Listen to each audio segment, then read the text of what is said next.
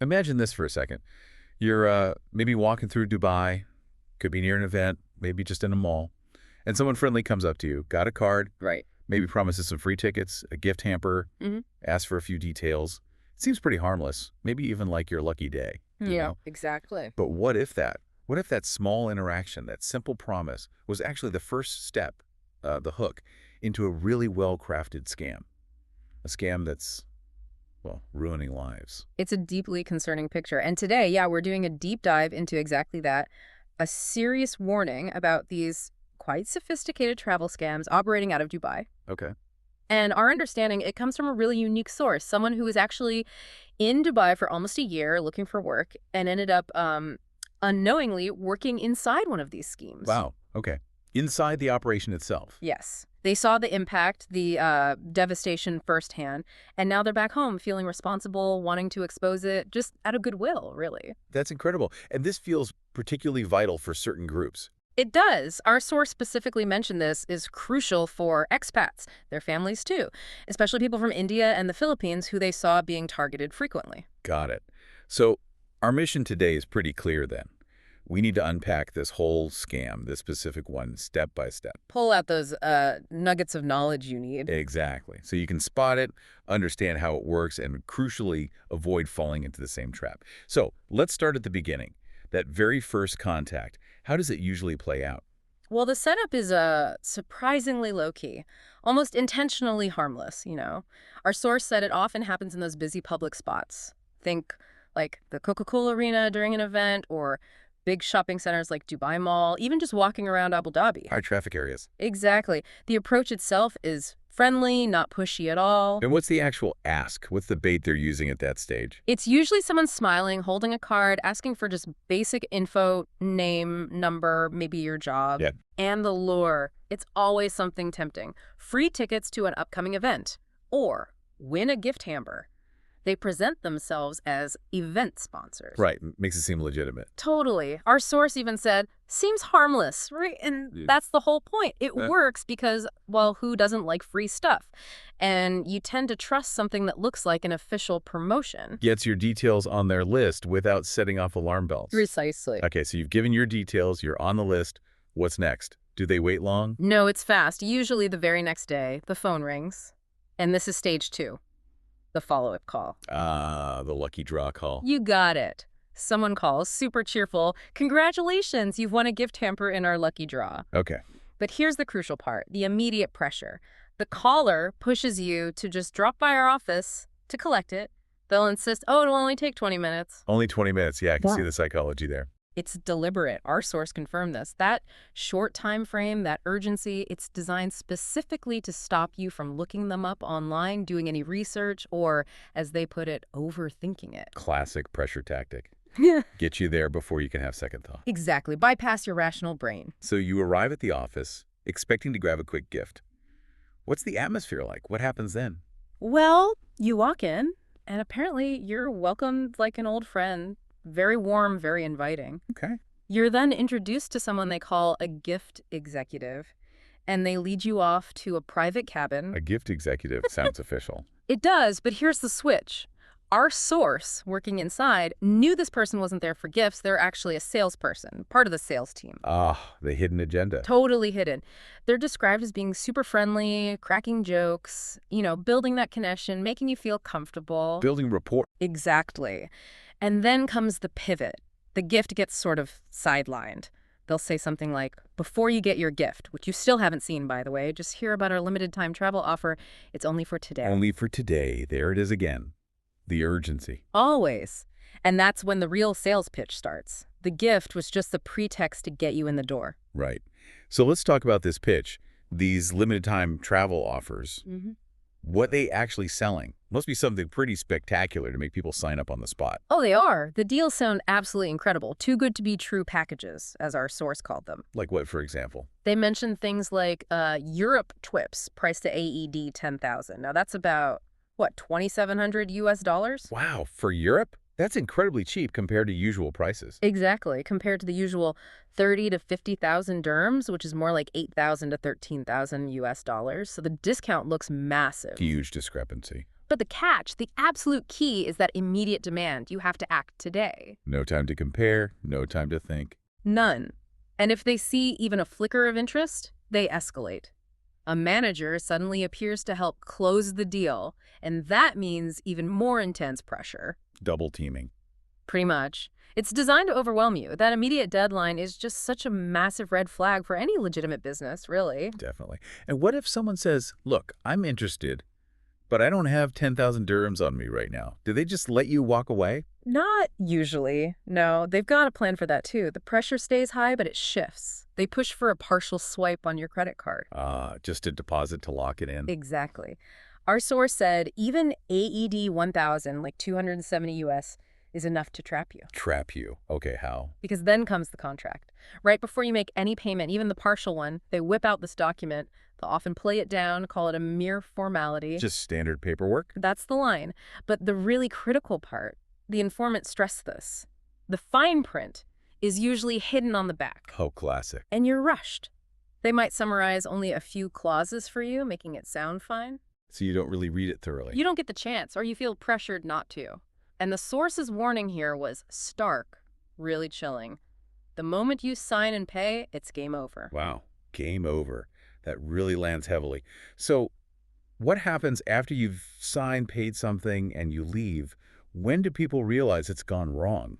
The penny drops later, usually when the victim actually tries to, use the amazing package they bought. When they try to book the trip. Exactly, that's when they hit the wall. The source described the company's tactics as delay, dodge, or refuse. They'll refuse your chosen dates, your preferred destinations, the nice hotels you were promised. So the amazing deal starts to evaporate. Completely. It's a bait and switch. And naturally, people get upset. They ask for a refund. And that's when the contract comes back. That's exactly when the company whips out the contract, the one you signed in a hurry. And surprise, surprise, it clearly states it's non-refundable, binding, and valid in Dubai courts. Oh, man. So you're legally bound to a deal you can't actually get. That's the trap. The source said, simply, the victim is stuck. That's awful. And you mentioned not everyone even gets anything. What was the estimate from inside? How bad is the delivery rate? It's shocking, honestly.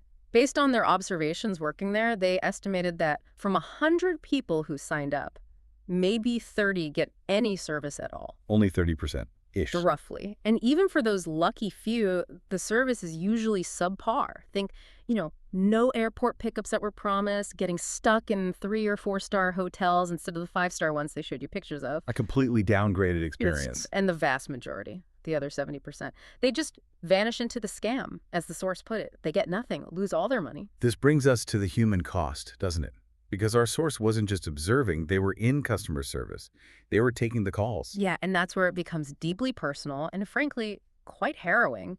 The emotional toll they witnessed was immense. What did they describe? They were the person people called, cried to, yelled at, because the salesperson who made all the promises, they were long gone, unreachable. So the customer service person bears the brunt of the victim's anger and despair. Completely. Our informant said they felt like the face of the scam, even though they hadn't sold anything.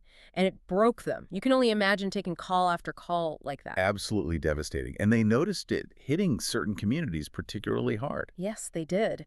They spoke specifically about the impact on vulnerable expat communities. They saw firsthand Filipino men and women crying over their lost savings, entire families devastated. Oh, that's heartbreaking. It really is.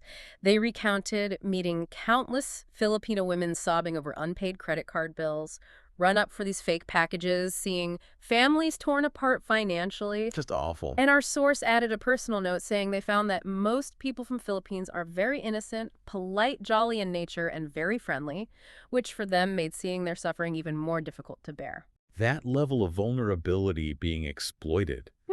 It's just cruel. Which makes you wonder, why don't we hear more about this? Why aren't people flooding social media with warnings?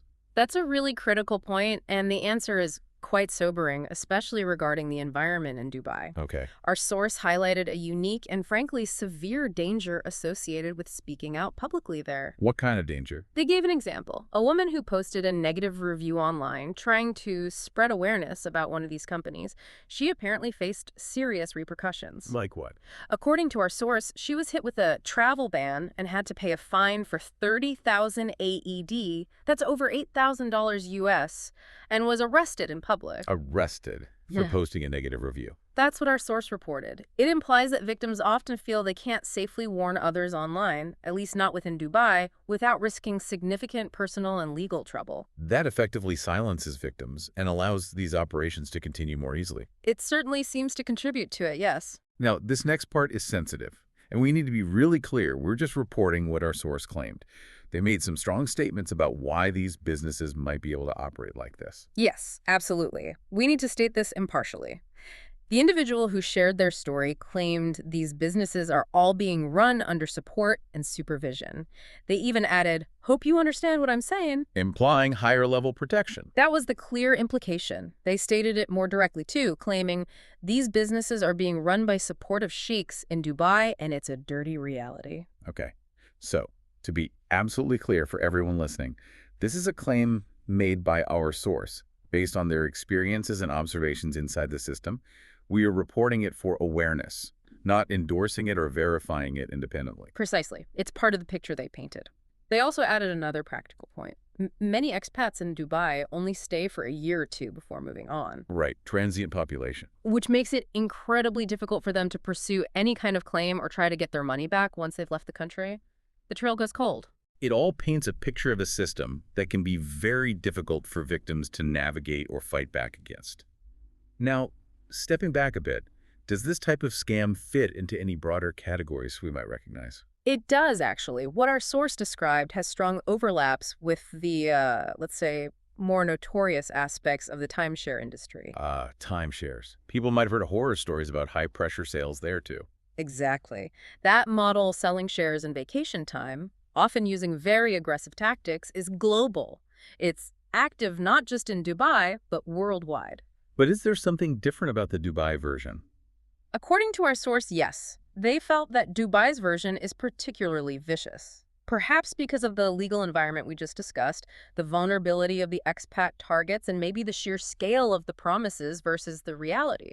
So a familiar model, but potentially amplified in this specific context. That was their assessment, yes. Okay, this has been incredibly detailed and honestly quite disturbing. Based on everything this person witnessed and experienced, what are the absolute core lessons? The key takeaways for someone listening right now to protect themselves? They boiled it down to three main things, really practical advice. Okay. First, never share personal info on random forms in public events or malls. Just be guarded about who gets your contact details. Basic data hygiene. Absolutely. Second, never fall for huge discounts, especially in the travel industry. That old saying, if it sounds too good to be true, That probably is. it almost certainly is. Be deeply skeptical of unbelievable deals. And third, and this is so critical, especially given the contract issues, never sign any document in Dubai without fully reading and understanding it. Every single word, front and back. No exceptions. Don't be rushed. Read the fine print always. It's always. And they even gave a very specific location warning based on where these calls often directed people. They said, never go to Centurion Star Building near city center Deira Metro station for such alluring calls. Wow, that's very specific. Good to know. It's a stark reminder to always be vigilant, do your homework, and trust your gut feeling. Okay, so let's try and wrap this up. The core message here is clearly one of extreme caution. If you encounter these kinds of too good to be true offers, especially for travel, and particularly in a place like Dubai, you need to be incredibly careful. Due diligence is paramount. Understand every single thing you're asked to sign. Don't let yourself be pressured. And thinking beyond just the lost money, which is bad enough, there's a provocative thought here, isn't there? About what it means for your safety, your rights, when something as basic as posting an honest negative review online could potentially lead to severe consequences, like arrest or hefty fines. It definitely raises questions about transparency and recourse for consumers in certain environments. How does knowing that change how you approach things, how you navigate opportunities, or even just filter information when you're in an unfamiliar place. It's something to reflect on. It really is. And our source, the person who shared all this, had one final heartfelt plea. They asked us to spread the message as much as possible. Especially if you know people living in Dubai or planning to go there. Yes, because, as they put it, if it protects even one person, it's worth every second of sharing this warning. A powerful sentiment. And they ended with a simple wish for everyone listening. Stay smart, stay safe, may you find peace and success. Stay smart, stay safe. Good words to end on. Thank you for walking us through that. Thank you. It's important information to get out there.